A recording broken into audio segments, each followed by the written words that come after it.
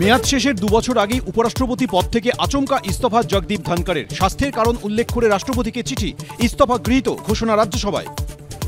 ধনকরের ইস্তফা শুধু কি স্বাস্থ্যের কারণে, প্রশ্ন কুণালের। আরএসএস এর হাত দেখছেন বিকাশ। অসুস্থ হলে এইমসে ভর্তি করলেন না কেন, প্রশ্ন কংগ্রেসের। एक बिल्कुल सेट प्लेटफॉर्म जैसा लग रहा है। বিহারে ভোটার তালিকায় বিশেষ সংশোধনীর আজ সংসদে। ভিতরে বাইরে প্রতিবাদে একজোট তৃণমূল সহ বিরোধীরা। সংসদ চত্বরে বিক্ষোভ ইন্ডিয়া জোটের। সাময়িক মুলতুবি লোকসভা রাজ্যসভা। ফের ভিন রাজ্যে আটক পশ্চিমবঙ্গের বাসিন্দারা। বাংলাদেশি সন্দেহে হরিয়ানায় আটক নদিয়ার 25 থেকে 30 জন পরিযায়ী শ্রমিক। ভোটার আধার প্যান কার্ড দেখানো সত্ত্বেও মেলেনি রেহাই, অভিযোগ পরিবারের।